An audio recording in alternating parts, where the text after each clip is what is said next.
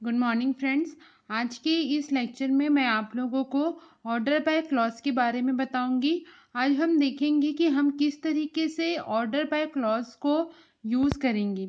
इसके previous lecture में मैंने ऑर्डर बाय क्लॉज क्या होता है, उसका सिंटैक्स क्या होता है, हम उसे किस तरीके से लिखते हैं, किस तरीके से हम क्वेरी जनरेट करते हैं, उसके बारे में बताया था। इस लेक्चर में हम एक एग्जाम्पल के साथ ऑर्डर बाय क्लॉज को कैसे यूज़ करना है, किस तरीके से हम जब उस ऑर्डर बाय क्लॉज को यूज़ करके क्वेरी लिखेंगे तो हमारा आउटपुट किस तरीके से होगा, हम आज एक एग्जांपल के साथ उसे समझेंगे। तो देखते हैं कि किस तरीके से हम ऑर्डर बाय क्लॉज को यूज़ करेंगे। उसके लिए सबसे पहले हम एक टेबल क्रिएट कर लेते हैं। मान लीजिए मैंने एक टेबल बनाया है और उस टेबल का नाम मैं दे रही हूँ कस्टमर्स। और इस टेबल में मेरे पास टोटल 5 जो है कॉलम होंगे। पहला कॉलम है मेरा आईडी, और दूसरा कॉलम है मेरा नेम, तीसरा कॉलम है एज, चौथा है आपका एड्रेस, और लास्ट कॉलम है मेरा सैलरी।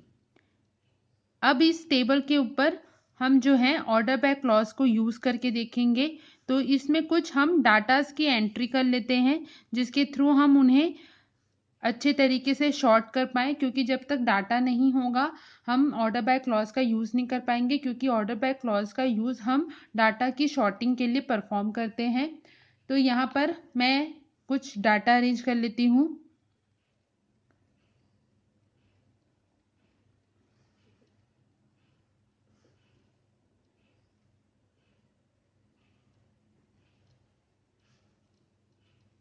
ये मैंने पहला डाटा क्रिएट किया। उसी तरीके से मैं नेक्स्ट डाटा जो है वो टेबल का क्रिएट कर रही हूँ।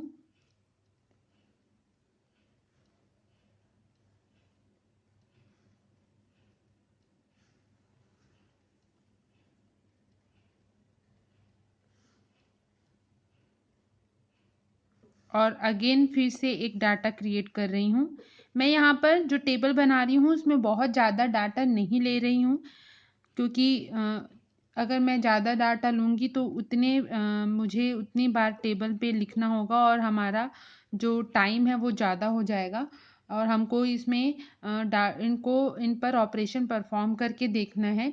तो मैं यहाँ पर सिर्फ जो लिमिटेड डाटा है उसके थ्रू मैं यहाँ पर आप लोगों को ऑर्डर बाय क्लॉज को किस तरीके से यूज़ करना है ये बता रही हूँ।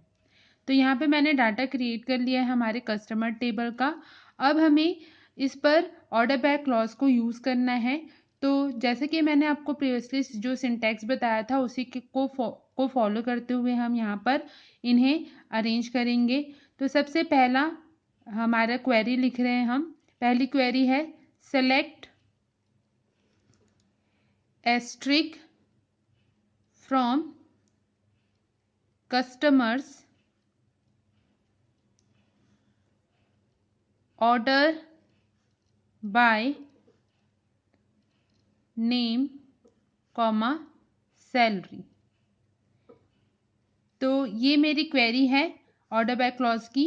यहाँ पर देखिए हम सारे रिकॉर्ड्स को कस्टमर टेबल के जितने भी रिकॉर्ड्स हैं उनको नेम और सैलरी के अकॉर्डिंगली शॉर्ट कर रहे हैं। मैंने यहाँ पे मल्टीपल कॉलम्स लिया है। हम चाहें तो एक कॉलम के अकॉर्डिंग भी उसे शॉर्ट कर सकते हैं, लेकिन यहाँ पर हम मल्टीपल कॉलम्स जैसे कि नेम और सैलरी इनके हिसाब से उन्हें क्या कर रहे हैं, शॉर्ट कर रहे हैं। और यहाँ पर मैंने कोई ऑर्डर सीक्वेंस नहीं दिया है। इसके प्रीवियस लेक्चर में मैंने आप लोगों को बताया था कि अगर हमें ऑर्डर सीक्वेंस डालना है तो हमें यहाँ पर उस ऑर्डर सीक्वेंस का नाम लिखना होगा। लेकिन अगर हम यहाँ पर ऑर्डर सीक्वेंस नहीं लिखते हैं, इसका ये मतलब है कि बाय डिफ़ॉल्ट जो है हमारे डाटास को असेंडिंग ऑर्डर में क्या किया जाएगा, अरेंज किया जाएगा। जब इस क्वेरी को एग्जीक्यूट किया जाएगा तो जो हमारा डाटा है वो किस तरीके से प्रोड्यूस होगा। तो मैं यहाँ पर इस टेबल का आउटपुट लिख रही हूँ। तो हमारा डाटा जैसे कि हम देख रहे हैं असेंडिंग ऑर्डर में हमें लेना है। तो पहले अजीत, फिर हिमानी और फिर उसके बाद शिवा, ये जो है और आफ्टर इस क्वेरी के एग्जीक्यूट होने के बाद जो डाटा क्रिएट होगा वो इन नेम और सैलरी के अकॉर्डिंगली शॉर्ट होकर हमें मिलेगा। तो हमारा जो डाटा है जब वो शॉर्ट हो जाएगा तो किस तरीके से हमारा टेबल दिखेगा, आईडी, देन नेम, उसके बाद आपकी एज, एड्रेस और हमारा सैलरी कॉलम। जब ये डाटा शॉर्ट होगा तो असेंडिंग ऑर्डर में होगा। तो सबसे पहले हमारे पास जो हमारा थर्ड आईडी है वो आ जाएगा और हमारे थर्ड आईडी का नाम है अजीत भार्गव,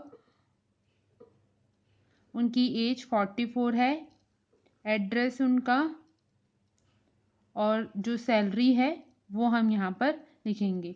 फिर उसके बाद हमारा जो उसके बाद जो हमारी नेक्स्ट डाटा आएगा वो आएगा हिमानी। नेम के अकॉर्डिंग हम अरेंज कर रहे हैं। हिमानी की जो आईडी है वो है 1।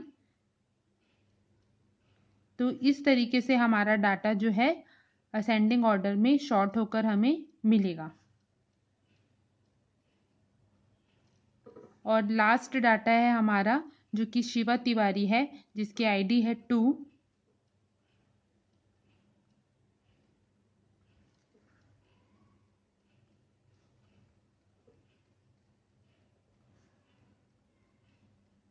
तो इस तरीके से हमारा डाटा, जब हम यहाँ पर कोई भी ऑर्डर सीक्वेंस नहीं दे रहे हैं तो इसे असेंडिंग ऑर्डर में हमारी क्वेरी जब प्रोसेस होगी तो वो इसे असेंडिंग ऑर्डर में शॉर्ट करेगी।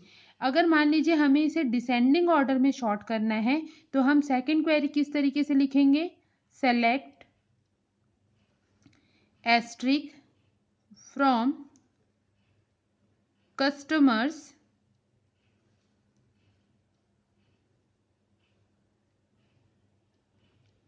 Order by name. जैसे कि मैंने यहाँ पर आप लोगों को बताया था कि मैं यहाँ पर मल्टीपल कॉलम्स ले रही हूँ। मान लीजिए अगर मुझे किसी एक ही कॉलम के बेस पर अपने इस टेबल को, जो हमारा ये प्रीवियस टेबल है, अपने इस टेबल को किसी एक ही कॉलम के बेस पर, वन कॉलम के बेस पर अगर मुझे शॉर्ट करना है तो हम यहाँ पर एक ही कॉलम का नाम लिखेंगे और उसके बाद जो भी ऑर्डर सीक्वेंस है वो हम लिखेंगे। तो जैसे कि मैंने आप लोग को प्रीवियसली भी बताया था कि अगर हमें असेंडिंग में लिखना है तो हम ASC लिखेंगे। ASC हमारा जो शॉर्टकट कीवर्ड है उसे लिखेंगे। और अगर हमें डिसेंडिंग ऑर्डर में करना है तो DESC हम इस कीवर्ड का यूज़ करेंगे। तो इस क्वेरी में मैंने DESC का यूज़ किया है। इट मीन्स हमारा डाटा अब जो है वो डिसेंडिंग ऑर्डर में शॉर्ट होगा। और हमारा डाटा जब शॉर्ट होगा तो हमें किस तरीके से आउटपुट मिलेगा, तो डिसेंडिंग ऑर्डर में हमें आउटपुट किस तरीके से मिलेगा, मैं सिर्फ यहाँ नेम के अकॉर्डिंगली आपको दिखा रही हूँ। पहला नाम हमारा आ जाएगा शिवा तिवारी का और फिर उसके बाद हमारा नाम आ जाएगा हिमानी का और उसके बाद हमारा नाम आ जाएगा अजीत भार्गव का। तो इस तरीके से जो है हमारा टेबल है वो शॉर्ट होगा बाय दी नेम और रेस्ट ऑफ द जो कॉलम है वो इन्हीं नेम के अकॉर्डिंगली क्या होंगे, अरेंज होंगे। तो इस तरीके से जब ये क्वेरी एग्जीक्यूट होगी तो हमें इस तरीके से क्या मिलेगा, आउटपुट मिलेगा। तो अभी हमने यहाँ पे देखा कि हम किस तरीके से अपने डेटा टेबल के जो डाटा हैं उनको किस तरीके से ऑर्डर बाय क्लॉज का यूज़ करके या तो असेंडिंग ऑर्डर में या तो डिसेंडिंग ऑर्डर में अरेंज कर सकते हैं। इस ऑर्डर बाय क्लॉज का यूज़ हम अपने डाटा इसलिए ज़्यादातर करते हैं ताकि हम डाटा को ईज़िली रीड कर सकें, ईज़िली वो हमारे लिए रीडेबल फॉर्म में हो। क्योंकि जैसा कि हम जानते हैं कि अगर कोई चीज़ हमारे लिए सीरियल वाइज अरेंज की गई है तो उन्हें एक्सेस करना हमारे लिए ज़्यादा ईजियर होता है। इसलिए ऑर्डर बाय क्लॉज का यूज़ यूज़र पर डिपेंड करता है कि उसे उसका जो टेबल का डाटा है वो सीक्वेंस में एक ऑर्डर में चाहिए कि किस मतलब एक सीक्वेंस में चाहिए, ये एक सीरियल मैनर में अरेंज्ड चाहिए, मैनेज फॉर्म में चाहिए, तो वो ऑर्डर बाय क्लॉज का यूज़ करता है। तो इस तरीके से हम अपने ऑर्डर बाय क्लॉज का यूज़ करके अपने टेबल्स के डाटा को मोर अरेंज्ड फॉर्म में और मोर रीडेबल फॉर्म में मैनेज कर सकते हैं और उन्हें ईजिली एक्सेस कर सकते हैं। इसके नेक्स्ट लेक्चर में हम ऑर्डर बाय क्लॉसेस को मल्टीपल कॉलम्स में और किस तरीके से यूज़ करेंगे और वेयर कंडीशन के साथ हम इन्हें कैसे अप्लाई करेंगे, इसके बारे में मैं आप लोगों को बताऊंगी। Okay, thank you friends. और बहुत सारा थैंक्स मेरे वीडियोस को देखने के लिए, उन्हें लाइक करने के लिए और मेरे चैनल को सब्सक्राइब करने के लिए। और आप इस क्वेरीज की प्रैक्टिस घर में करिए तो आपको बहुत अच्छे से समझ में आएगा। Okay, thank you friends, goodbye, take care.